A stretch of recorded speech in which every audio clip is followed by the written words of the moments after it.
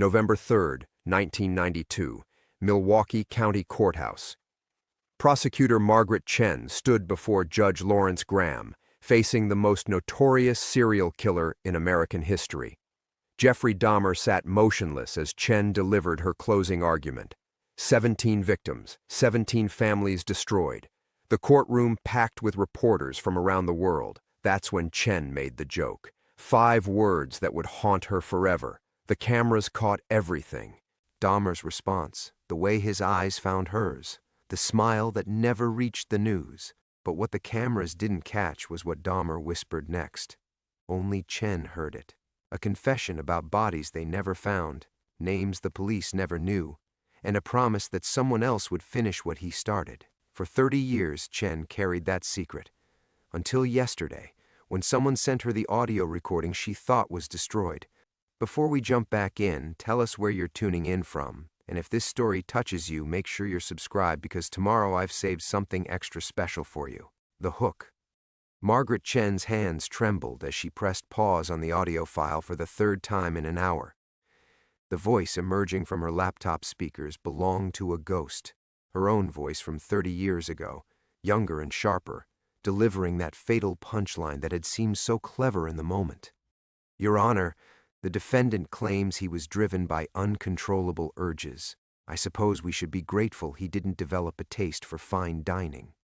The courtroom laughter that followed felt obscene now, crackling through her office speakers like breaking glass. But it was what came after the laughter died that made her blood freeze. Jeffrey Dahmer's whispered response, caught by a microphone that should have been turned off. She thinks she's so smart. Tell her about the ones in the woods, Ms. Chen. Tell her about Marcus and Danny. Tell her my friend is still out there, still hungry. Margaret slammed the laptop shut and pushed back from her desk, the wheels of her chair scraping against the hardwood floor of her victim advocacy center. The November rain hammered against the windows of the converted brownstone, each drop like an accusation. For 15 years, this place had been her sanctuary, her penance. Photos of survivors lined the walls, women who'd escaped domestic violence, children who'd found their voices, families who'd rebuilt after unthinkable loss. But tonight, surrounded by all these victories, she felt like a fraud. Her phone buzzed. Unknown number. Miss Chen, I assume you've listened to the file by now. We need to talk. There's more. Margaret's fingers hovered over the keyboard. She'd received the original email yesterday at 11:47 p.m., sender anonymous, subject line empty. Just a single audio file attached in 4 words. You remember this, right? She'd almost deleted it. In her line of work, she received plenty of strange messages. Conspiracy theorists, true crime obsessives, people looking for closure in cases that had nothing to do with her. But something about the timestamp nagged at her. November 2nd, the day before the anniversary. Now, as she stared at this new message, that nagging feeling crystallized into certainty. Someone had been watching her, waiting. The center's security system chimed. Motion detected in the lobby. Margaret's blood turned to ice water. The building should be empty. Her assistant, Sarah, had left hours ago, and the cleaning crew didn't come until Thursday. She moved to her office window and peered down at the street. A figure stood beneath the broken streetlight across from her building, face obscured by shadow and rain. Too tall to be Sarah, too still to be a passerby. Her phone buzzed again. 2nd floor. 3rd window from the right. Yes, I can see you. Margaret jerked back from the glass, heart hammering against her ribs. This wasn't random. This was targeted, calculated, personal. Someone had found her, cornered her in the one place she'd felt safe. The audio recording wasn't just evidence of her past mistake. It was bait. And she'd walked straight into the trap. She grabbed her phone and dialed 911, then stopped. What would she tell them? That someone had sent her a 30-year-old recording and was now standing on a public street? That she'd withheld evidence in the most notorious serial killer case in Milwaukee history? The building's front door chimed. Someone was inside. Margaret's mind raced through possibilities. The building had 3 exits: front lobby, back alley, and the fire escape outside the 2nd floor conference room. The front was compromised. The back exit required passing the lobby. That left the fire escape. Footsteps echoed in the stairwell. Slow and deliberate. coming up. She grabbed her laptop and purse, moving as quietly as possible toward the conference room. Her hands shook as she turned the door handle, praying it wouldn't creak. The fire escape window had been painted shut for years, but desperation gave her strength she didn't know she possessed. As the window finally gave way with a sharp crack of breaking paint, she heard her office door open behind her. "Miss Chen, there's no need to run. I just want to talk about the bodies Jeffrey told you about. The ones you never reported." The voice was younger than she'd expected. Male, calm. That calm terrified her more than shouting would have. "Did you know Marcus Holloway was 19? Art student. He disappeared 2 weeks before Jeffrey was arrested. His family never got closure because you decided that whispered confession wasn't worth investigating." Margaret swung her leg over the windowsill, rain immediately soaking through her blouse. The fire escape was slick and treacherous, but staying meant confronting 30 years of guilt and whatever this person wanted from her. "I know you're listening, Ms. Chen. You can't run from this anymore. Not when there are still families waiting for answers. Not when someone else is about to finish Jeffrey's work." As she descended into the rain-soaked alley, Margaret realized her ordinary world, the careful distance she'd built between herself and her past, had just collapsed entirely. Whatever came next, the woman who'd spent 15 years helping others heal was about to face the one wound she'd never let herself examine. The secret she'd carried alone was about to destroy everything she'd built. Margaret's bare feet hit the alley pavement with a shock of cold that jolted through her entire body. She'd lost her shoes somewhere on the fire escape, and now the November rain soaked through her stockings as she pressed herself against the brick wall, listening.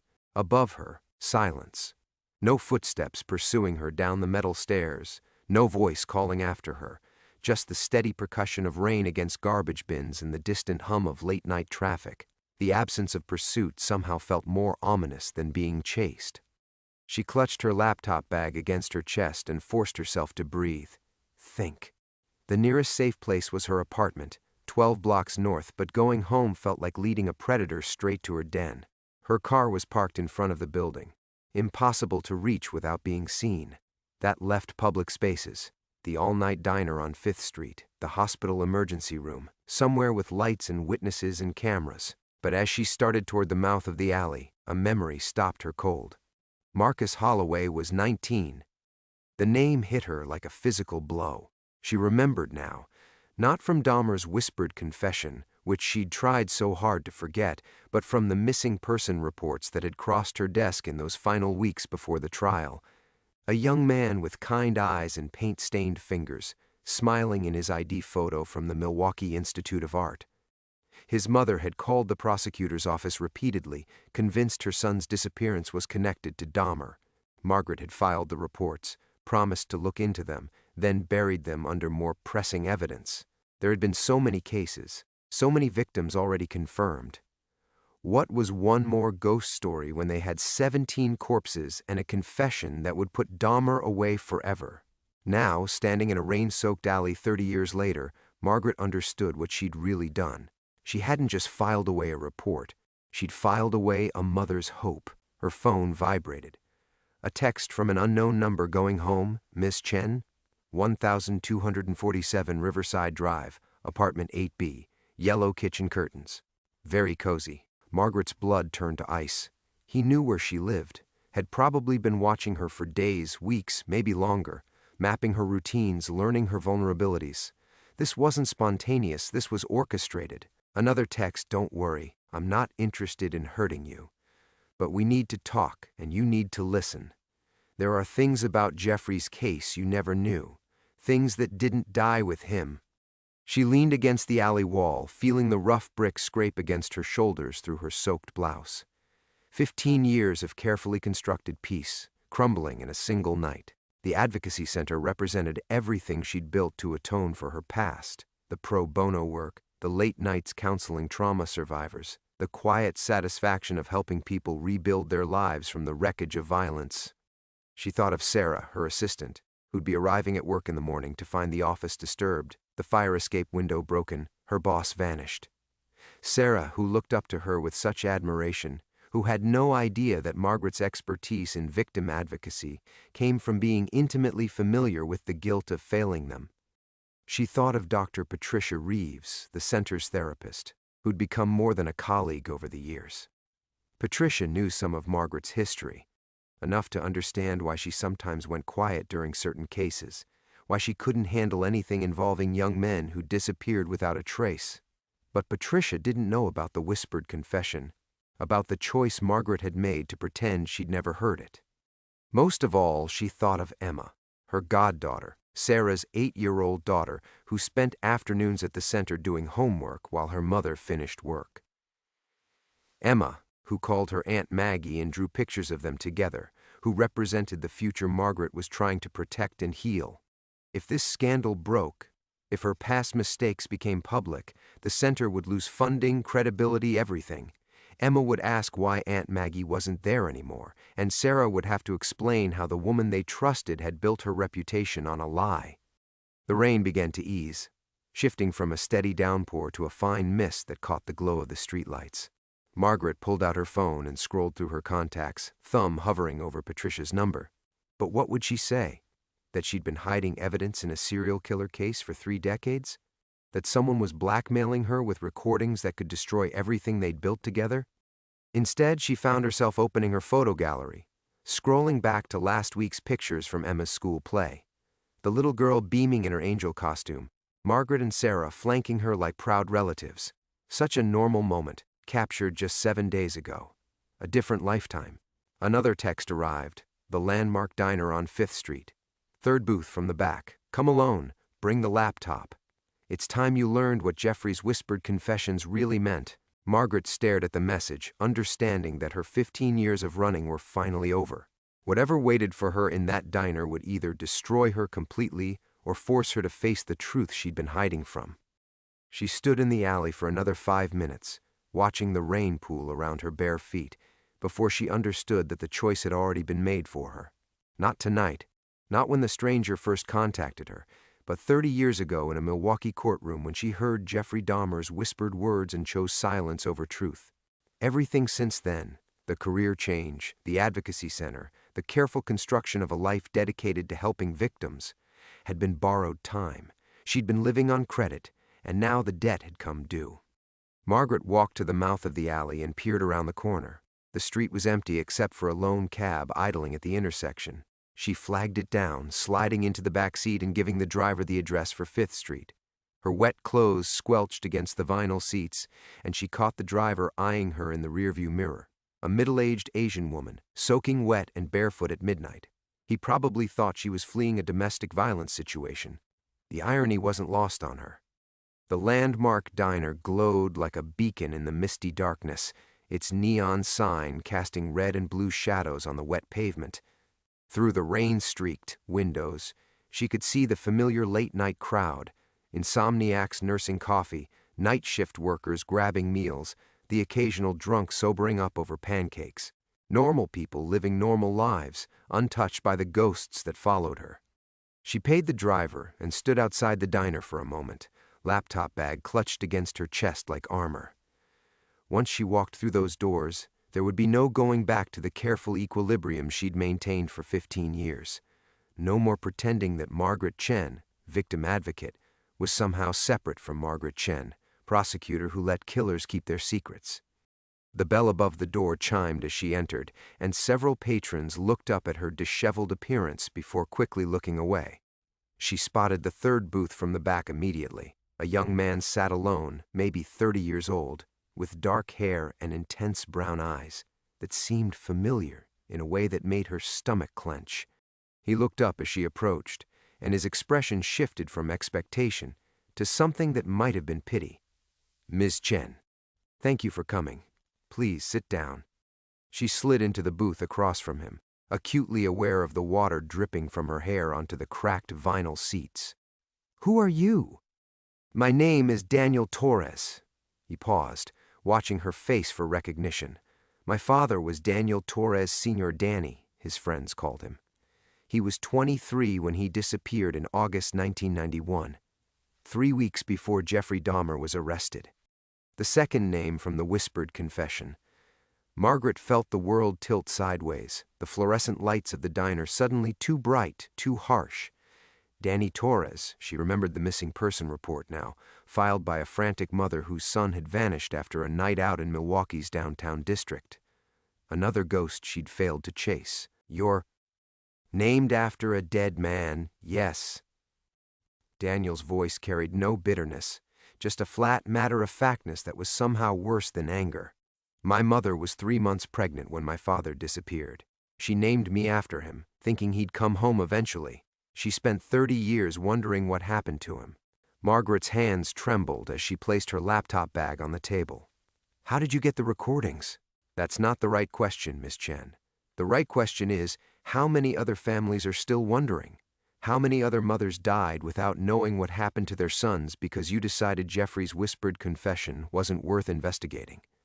The diner's ambient noise, clinking silverware, muffled conversations, the hiss of the coffee machine, seemed to fade into a distant buzz. Margaret felt as if she were floating above the scene, watching herself sit across from the son of a man she'd failed to save. I was 26 years old, she whispered. The case was already overwhelming. 17 confirmed victims, media circus, political pressure. To get a conviction. I know. Daniel leaned forward, his voice dropping to match hers. I've studied every transcript, every piece of evidence, every decision you made. I understand why you prioritized the cases you could prove. But Jeffrey told you about Marcus and Danny. He told you about the accomplice. And you buried it. He reached into his jacket and pulled out a tablet, sliding it across the table. The screen showed a paused audio waveform, the recording she'd heard earlier, but longer, much longer. This is the complete recording from that day. Not just Jeffrey's whispered confession, but what came after. When the bailiff turned the microphone back on, Jeffrey was still talking. About the bodies that were never found, about someone who helped him. Someone who's still alive. Margaret stared at the tablet, understanding that whatever was on this recording would shatter the last vestiges of the life she'd built. The woman who walked out of this diner would not be the same one who'd walked in. Play it, she whispered. Margaret's finger hovered over the tablet's play button for what felt like an eternity. The familiar weight of 30 years pressed down on her shoulders as Daniel watched with those intense brown eyes. His father's eyes, she realized with a jolt of recognition. Wait. She pulled her hand back. I need to understand something first. This recording, how long have you had it? Does it matter? Everything matters now. Margaret straightened in the booth, some of her prosecutorial instincts surfacing despite her fear. You didn't just stumble across this yesterday. This is orchestrated. You've been planning this confrontation. Daniel's expression didn't change, but something flickered behind his eyes. Approval, maybe. You're right. I've had the recordings for 3 years. 3 years.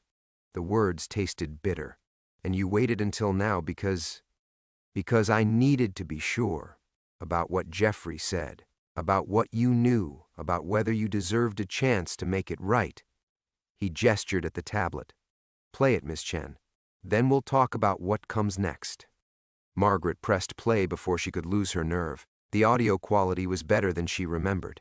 Clearer, more immediate. She heard her own voice first, younger and sharper. The defendant will remain silent during recess. Then the shuffle of papers, the scrape of chairs, the ambient noise of a courtroom in transition. And then Jeffrey's voice, barely above a whisper. You missed them, you know. Marcus and Danny. They're in the woods where we used to go. North of the city, past the old quarry. He helped me with those ones, said it was getting too risky in the apartment. Margaret's breath caught. She remembered hearing this part, remembered the chill that had run down her spine, but the recording continued.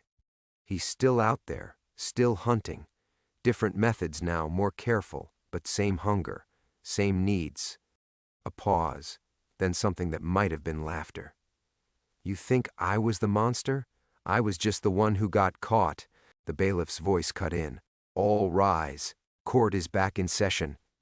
But Jeffrey kept talking, his voice slightly louder now, carried by the microphone that should have been muted. Check the lake house, the one with the blue shutters on Clearwater Road. That's where he keeps his souvenirs. That's where you'll find what's left of Marcus and Danny. Tell their families I'm sorry I couldn't save them from him. The recording ended.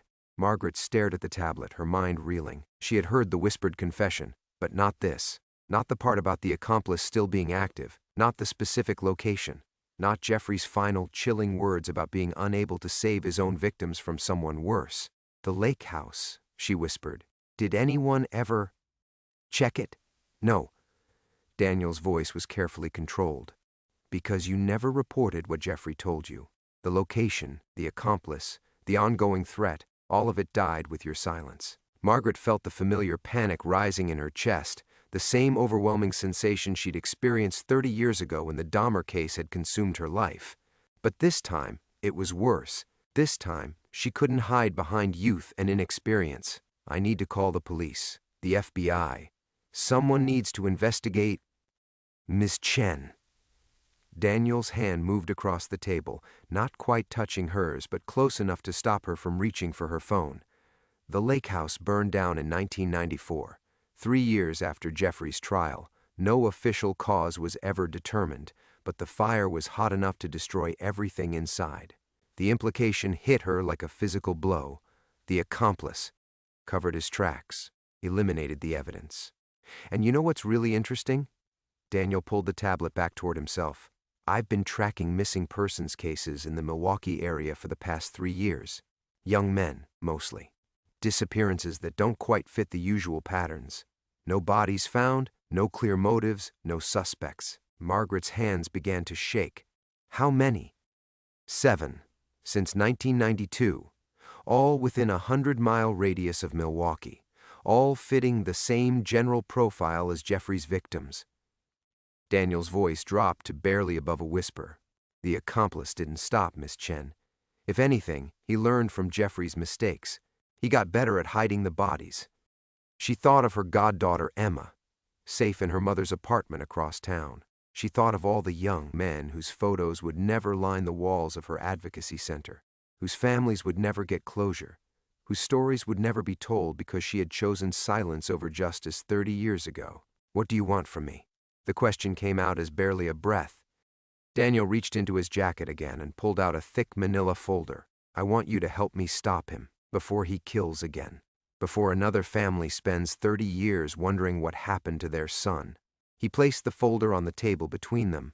Margaret could see the edges of photographs, police reports, newspaper clippings, evidence of an ongoing nightmare that her silence had allowed to continue. "Because Miss Chen," Daniel continued, "he's already chosen his next victim. And this time, we're going to stop him." Margaret stared at the manila folder, afraid to open it yet unable to look away. The coffee-stained edges and worn corners suggested Daniel had been carrying this evidence for a long time, waiting for this moment.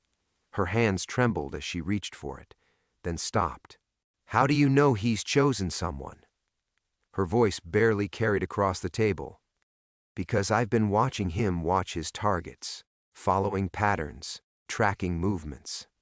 Daniel's matter-of-fact tone made the words more chilling. "His name is Robert Kellner, retired Milwaukee PD, worked the Dahmer case as a junior detective." The revelation hit Margaret like ice water. A cop. Someone who'd had access to evidence, to Jeffrey's interrogations, to details that never made it into the public record. Someone who'd been there, in the system, while she'd buried Jeffrey's confession. "Open the folder," Daniel said quietly. Margaret's fingers fumbled with the manila clasp. The first photograph showed a man in his late 50s, gray-haired and unremarkable, standing beside a fishing boat. He looked like someone's grandfather, not a monster. The second photo was surveillance footage. The same man talking to a young man outside what appeared to be a coffee shop. "That's Kevin Martinez," Daniel explained. 24, art student at UW Milwaukee. Lives alone, estranged from his family. Kellner approached him 3 days ago, struck up a conversation about local fishing spots. Classic predator behavior, finding isolated victims with few social connections. Margaret flipped through more surveillance photos. Kellner following Kevin at a distance, sitting 2 tables away at a restaurant, parked outside Kevin's apartment building. The methodical stalking was documented with forensic precision. "You've been watching this for how long?" she asked. 8 months. Since I identified Kellner as Jeffrey's accomplice." Daniel pulled out his phone. showing her a grainy photograph of a much younger Robert Kellner standing beside Jeffrey Dahmer in what looked like a police station hallway. This was taken during Jeffrey's interrogation. Notice how comfortable they look together? How Jeffrey isn't handcuffed. That's because Kellner was feeding him information about the investigation, helping him craft his confession to protect certain victims. The implications crashed over Margaret in waves. A corrupt detective, working with Jeffrey to hide evidence. Bodies that were never found because someone in law enforcement was actively concealing them. Families who'd spent decades wondering, while one of their own protectors had been responsible for their loved ones' disappearances. Marcus Chen, my nephew. That's why you targeted me, isn't it? Not just because I buried Jeffrey's confession, but because of my family name. Daniel's expression softened slightly. Your nephew was the first one Kellner helped Jeffrey hide, before they perfected their system with my father and Danny Torres. Margaret remembered Marcus, 18 years old, quiet and artistic, who'd moved to Milwaukee to attend college and vanished 6 months later. Her brother's only son, whose disappearance had torn their family apart. She'd always wondered why his case had been handled so poorly by Milwaukee PD, why leads weren't followed up, why witnesses weren't interviewed properly. Now she knew. The investigation had been sabotaged from the inside. Kellner was the detective assigned to Marcus's case, she whispered. And my father's. And Danny Torres's. He made sure those investigations went nowhere while he and Jeffrey continued hunting. Daniel leaned forward, his voice growing more urgent. But Jeffrey got careless, started taking bigger risks. Kellner tried to rein him in, but Jeffrey was spiraling. So when Jeffrey finally got caught, Kellner had to switch tactics. Margaret turned to the next section of the folder, police reports from the 7 recent disappearances Daniel had mentioned. Each one had been investigated by different detectives, different jurisdictions. But buried in the paperwork, she found Kellner's name appearing as a consulting detective, brought in because of his expertise with serial killer cases. He's been using his reputation from the Dahmer case to insert himself into these investigations, she realized, making sure they stay cold, while continuing to kill. More carefully now, more spread out geographically, but the same type of victims, the same hunting patterns Jeffrey taught him. Daniel reached across the table and turned to the final photograph in the folder. Kevin Martinez smiled at the camera, paint-stained fingers holding up a canvas covered in vibrant blues and greens. He had the same gentle eyes as Marcus, the same trusting expression that had made her nephew vulnerable to predators. Kellner's going to make contact again tomorrow night.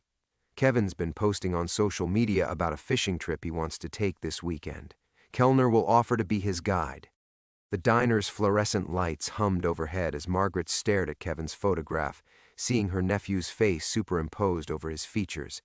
30 years of carrying guilt, 30 years of building a life dedicated to helping victims, and it all came down to this moment. If we go to the police now, Kellner has allies in Milwaukee PD, friends who'll tip him off before we can build a case. Kevin dies, and Kellner disappears. Daniel's voice was steady, but Margaret caught the desperation underneath. We have one chance to stop this. Tomorrow night when he's focused on his hunt. Margaret closed the folder, understanding that her carefully constructed life of atonement was about to become something much more dangerous. The words hung between them like a loaded gun. Margaret stared at Daniel, feeling something cold and sharp twist in her stomach. One chance, tomorrow night. She repeated his words slowly, testing their weight. You're talking about confronting a killer who's evaded justice for 30 years. A man who knows how to make people disappear. I'm talking about saving Kevin Martinez's life. Daniel's voice carried absolute certainty, but Margaret had heard that tone before, in courtrooms, from defendants who believed their own lies so completely they could pass polygraphs. She looked at him more carefully now, studying the sharp angles of his face, the calculated way he'd arranged the photographs, the precision of his surveillance. Something her prosecutorial instincts had been whispering finally broke through the guilt and shock. You've been planning this for 3 years, she said quietly, following Kellner, documenting his patterns, building a case. But you never contacted law enforcement, never tried to work within the system. Daniel's jaw tightened almost imperceptibly. The system failed my father. It failed your nephew. Why would I? Because that's what innocent people do. Margaret interrupted, her voice growing stronger. "They go to the FBI, internal affairs, the media if necessary. They don't orchestrate elaborate confrontations with serial killers." She leaned back in the booth, seeing him clearly for the first time. Unless they're not actually interested in justice. The mask slipped for just a moment, a flash of something dark and hungry in Daniel's eyes before the concerned expression returned. But Margaret had seen it now, recognized the look she'd spent her career learning to identify. "You never intended to save Kevin Martinez," she whispered, the terrible truth crystallizing. "You're using him as bait." Daniel's silence was answer enough. Margaret's mind raced backward through their conversation, reframing every detail. The precise timing of the recording's release, the way he'd known exactly where to find her tonight. His intimate knowledge of Kellner's movements, his victims, his methods. "How long have you really been watching Kellner?" she asked. 3 years. I told you." "No." Margaret's voice cut like a blade. "How long have you been watching him? Really watching him? Because this level of surveillance, this detailed knowledge of his hunting patterns, you'd have to be incredibly close to him. Closer than any investigator should be." Daniel's composure began to crack. "You don't understand the complexity of—" "I understand that you know exactly when and where Kellner approaches his victims because you've been there, watching, maybe even helping." The words tasted like poison, but Margaret forced them out. "How many of those 7 men could you have saved, Daniel? How many died while you built your case against me?" His face went white. "That's not. You're wrong. I'm trying to stop him." "Are you? Or are you trying to punish me?" Margaret leaned forward, her prosecutor's instincts finally overriding her guilt. The son of a victim, seeking justice against the prosecutor who let his father's killer walk free. It's a compelling narrative. Except your father wasn't Dahmer's victim, was he? Daniel's hands clenched on the table. "Don't!" "He was Kellner's, and you've known that for years. Known exactly who killed your father, where the body was hidden, how it was done. But instead of stopping Kellner, you decided to watch him work, study him, learn from him." The words hung in the air like an accusation and a revelation. Margaret saw it all now. The careful manipulation, the psychological pressure, the way he'd used her guilt as a weapon. She thought of Kevin Martinez, painting in his studio, unaware that his death was being orchestrated not just by one monster, but by 2. "You want Kellner to kill Kevin," she breathed. "Not to stop him, but to film it, document it, create evidence that will destroy me when it comes to light. The prosecutor who could have prevented it all if she'd just spoken up 30 years ago." Daniel's mask finally cracked completely, revealing something Margaret recognized with sick certainty. The same cold calculation she'd seen in Jeffrey's eyes, the same patient hunger. "Those families deserve justice," he said, but his voice had changed, become something flatter and more honest. "Your silence killed 7 men, Miss Chen. 7 families who will never know what happened to their sons. Kevin Martinez is just the price of making things right." Margaret felt the world tilt again, but this time with clarity instead of confusion. She wasn't sitting across from a victim seeking justice. She was looking at a predator who'd spent 3 years arranging the perfect revenge. "The recording," she whispered. "You didn't just find it, you made it. Spliced together pieces, created a narrative that would bring me here." Daniel smiled for the first time since she'd sat down, and Margaret finally understood why his eyes had seemed so familiar. She'd seen that expression before, in interrogation rooms and courthouses. The look of someone who believed they were smarter than everyone else in the room. 7 families, Ms. Chen," he repeated. "And now you get to choose. Save Kevin Martinez and expose your 30-year lie, or let him die and carry one more name on your conscience." The trap was perfect, and Margaret realized she'd walked into it willingly, led by her own guilt into the hands of something far worse than she'd imagined. Margaret forced herself to remain still, to keep her breathing steady while her mind raced through possibilities. Across from her, Daniel sat with the satisfied patience of a spider that had finally felt its web vibrate with trapped prey. But he'd made one crucial mistake. He'd revealed himself too early, drunk on his own cleverness. "How long do I have?" she asked quietly. "Until tomorrow night. Kellner's already arranged to meet Kevin at the marina at 8. Daniel's voice carried the flat satisfaction of someone savoring their victory. "You can try calling the police, of course, but Kellner will know within an hour and Kevin will simply disappear a different way. Messier, less documented." The threat was clear, but Margaret caught something else underneath it. Desperation. For all his careful planning, Daniel needed her cooperation. The elaborate psychological manipulation, the guilt, the manufactured crisis, none of it would work if she simply refused to play. "You miscalculated," she said, reaching slowly for her phone. "You assumed my guilt would paralyze me, that I'd be so horrified by my past mistakes I'd let you orchestrate another murder rather than risk exposure." Daniel's hand moved quickly across the table, covering her phone. "Miss Chen, I don't think you understand." "I understand perfectly."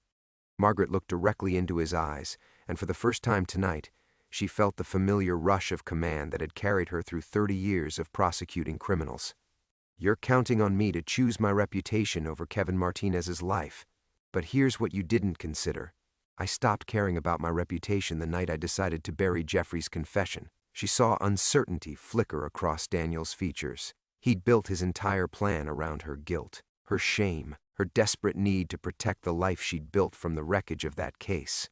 But guilt could be transformed into something more powerful when pushed far enough. "I've spent 15 years trying to atone for what I did," Margaret continued, her voice growing stronger.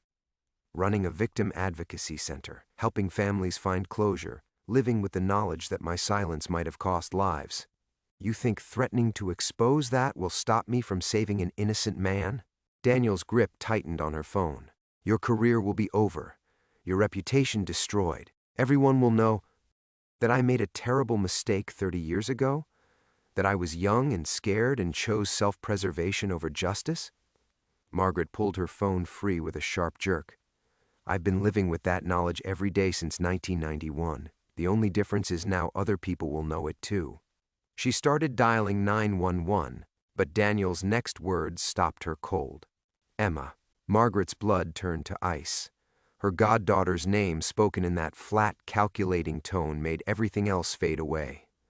22 years old, works at that little bookstore on Brady Street, lives alone in the apartment on Farwell Avenue.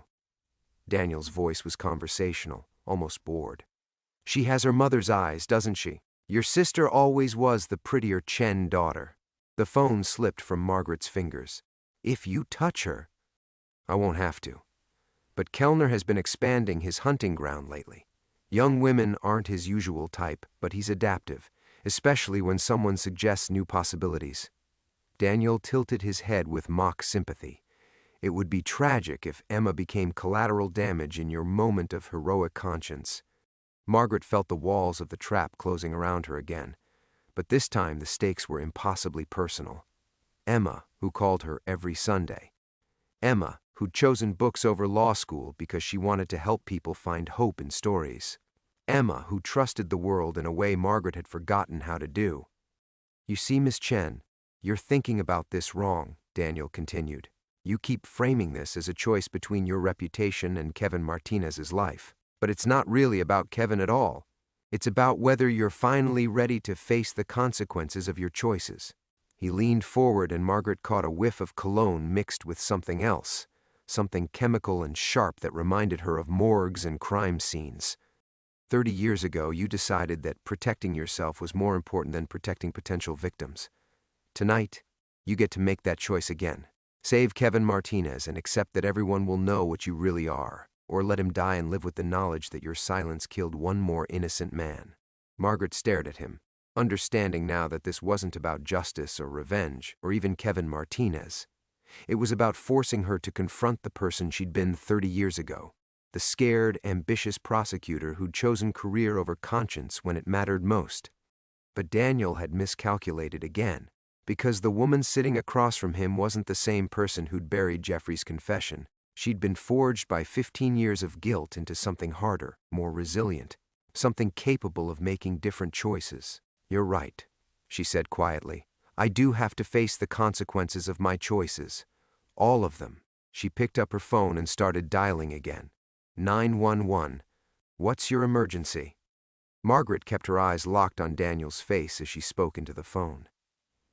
This is Margaret Chen. I need to report an imminent threat to the life of Kevin Martinez. I have information about a planned murder tomorrow night at the Milwaukee Marina. Daniel's composure finally shattered completely. You stupid bitch, you have no idea what you've just... I also need to report threats against my goddaughter, Emma Chen, Margaret continued, her voice steady as granite. The man making these threats is sitting across from me right now at Mickey's Diner on National Avenue. She watched Daniel's face cycle through rage, panic, and finally a cold calculation that reminded her viscerally of Jeffrey Dahmer in those final moments of his trial. The look of a predator realizing the hunt had turned against him. Ma'am, I'm dispatching units now. Can you stay on the line? Yes. Margaret never broke eye contact with Daniel. The suspect has detailed information about multiple unsolved murders in the Milwaukee area. He's been stalking retired detective Robert Kellner and has evidence of... Daniel lunged across the table, grabbing for the phone, but Margaret had been expecting it. She pulled back sharply, and his momentum carried him halfway over the table, scattering coffee cups and silverware. The few other customers in the diner looked up in alarm.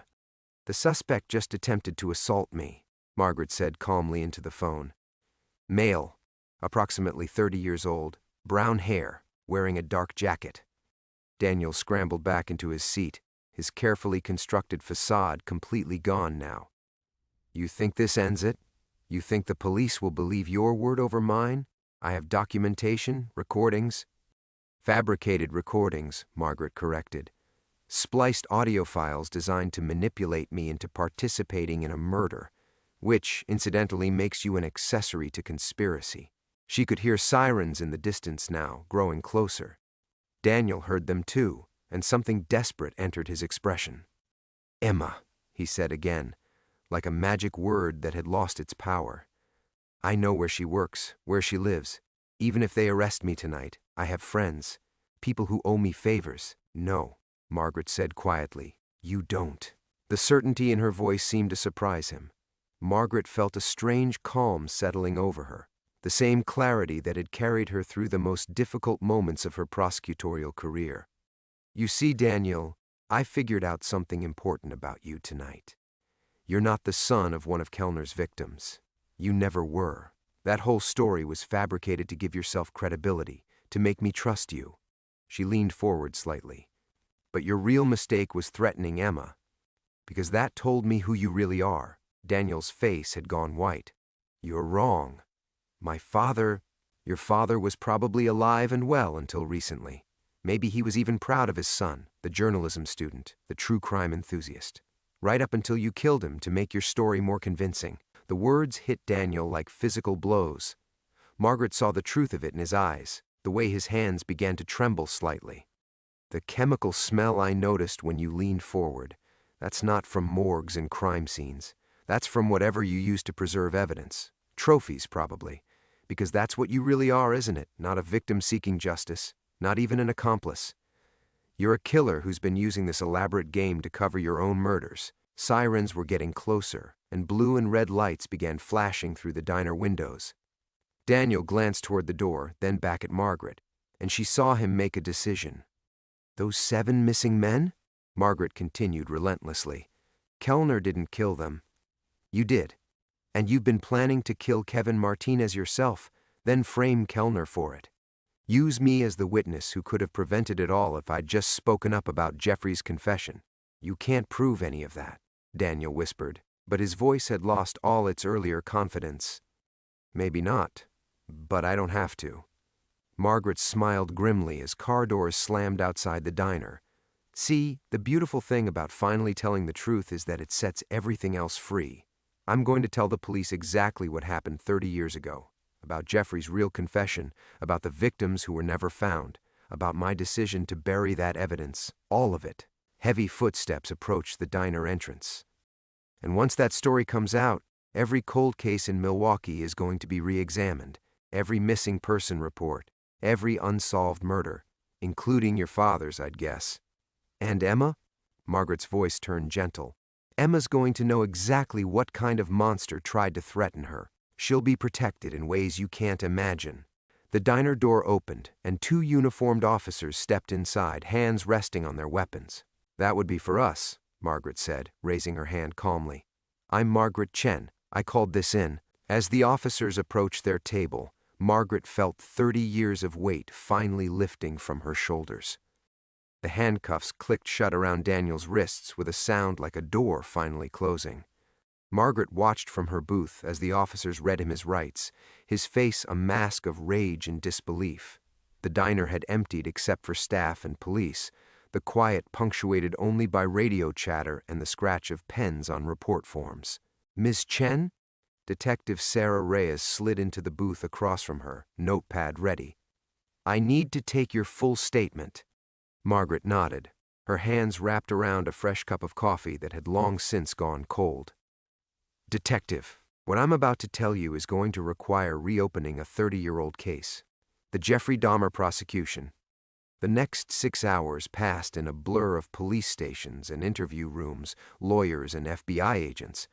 Margaret told her story from the beginning, Jeffrey's whispered confession about the missing victims, her decision to bury the evidence, the weight she'd carried ever since. Each word felt like shedding skin, painful but necessary. When Kevin Martinez was located safe at his studio at dawn, painting by the early morning light and completely unaware of how close he'd come to becoming a victim, Margaret finally allowed herself to cry. 3 months later, the Milwaukee Journal-Sentinel headline read, "Former prosecutor's confession breaks open cold cases." Margaret folded the newspaper carefully and set it aside, focusing instead on the view from her office window at the Victim Advocacy Center. The maple tree outside had turned brilliant red, its leaves catching the autumn sunlight like flames. Her phone buzzed with another interview request, this time from a documentary filmmaker. Margaret deleted it without reading, just as she had with the dozens of others that had flooded in since the story broke. The media had feasted on her confession for weeks, dissecting every detail of her 30-year secret, her fall from grace, her hidden shame. Some outlets painted her as a coward who let killers walk free. Others called her a victim of a broken system who'd found the courage to finally speak truth. Margaret found she cared very little about either narrative. "Aunt Maggie?" Emma's voice carried from the doorway, warm and familiar. "You ready for lunch?" Margaret turned to see her goddaughter standing there with 2 takeout bags from the Vietnamese restaurant down the street. Emma had insisted on these weekly lunches ever since the story broke, showing up without fail despite the media attention, the whispered conversations that followed Margaret everywhere now. "You don't have to keep doing this," Margaret said as Emma settled into the chair across from her desk. "I know having a scandalous aunt can't be good for business at the bookstore." Emma unpacked spring rolls with the careful precision she brought to everything. "Mrs. Henderson bought 3 romance novels yesterday specifically because she wanted to gossip about you. Sales are actually up." Despite everything, Margaret laughed. "I'm not sure whether to be insulted or amused." "Be relieved. It means people are more interested in the drama than in actually judging you." Emma's voice grew serious. "Besides, what you did, finally telling the truth when it mattered, that took real courage." Margaret picked at her food, thinking about courage. She'd received hundreds of letters since the story broke. Some were angry, accusatory, demanding to know how she could have stayed silent while families suffered. Others were grateful, thanking her for finally giving them answers about missing loved ones. The hardest ones to read were from other prosecutors, other lawyers, confessing their own buried mistakes, their own moments of choosing self-preservation over justice. The investigation into Daniel Morrison, not his real name, they'd discovered, had uncovered a trail of bodies across 3 states. 7 young men in Milwaukee, 3 more in Chicago, 2 in Minneapolis. He'd been killing for years, using his journalism credentials to get close to police investigations, learning from them, staying ahead of them. The elaborate scheme to manipulate Margaret had been his masterpiece, a way to tie up loose ends while orchestrating one final murder. Robert Kellner, it turned out, was exactly what he'd appeared to be, a lonely old man whose only crime was fitting too neatly into Daniel's narrative. He'd sent Margaret a card after the arrest, thanking her for saving his reputation. She'd kept it pinned to her bulletin board, a reminder that sometimes the truth revealed innocence as well as guilt. "The Hendricks family wants to meet with you next week," Emma said, consulting her phone. "Their son was one of Daniel's victims. They want to thank you." Margaret nodded, though each of these meetings left her emotionally drained. She'd sat with 12 families now, listening to their grief, their relief, their complicated mix of gratitude and anger. Some wanted to know why she'd waited so long to speak up. Others just wanted to hold her hand while they cried. "I've been thinking about stepping down from the center," Margaret said quietly. Emma's chopsticks paused halfway to her mouth. "Why?" "Because every time someone thanks me for finally telling the truth, I remember the 30 years I didn't. The families who suffered in silence because I was too afraid to speak up." Margaret set down her food, her appetite gone. "Maybe it's time for someone without blood on their hands to run this place. Or maybe," Emma said gently, "it's time for someone who understands the real cost of silence to keep running it." Margaret looked at her goddaughter, 22 years old, wise beyond her years, unmarked by the kinds of compromises that had defined Margaret's generation. She thought about Jeffrey Dahmer, about the whispered confession she'd buried, about all the roads not taken and choices that couldn't be undone. Outside her window, a leaf broke free from the maple tree and spiraled down to the sidewalk. Margaret watched it fall, thinking about how some things had to die before others could grow. "Aunt Maggie?" Emma's voice was soft. "You saved Kevin Martinez's life. You stopped a killer. You gave 12 families the truth about their children. Maybe that doesn't erase the past, but it still matters." Margaret reached across the desk and squeezed her goddaughter's hand. For the first time in 30 years, she felt something that might eventually grow into peace. The truth, she'd learned, didn't set you free, but sometimes it gave you the chance to finally earn your freedom.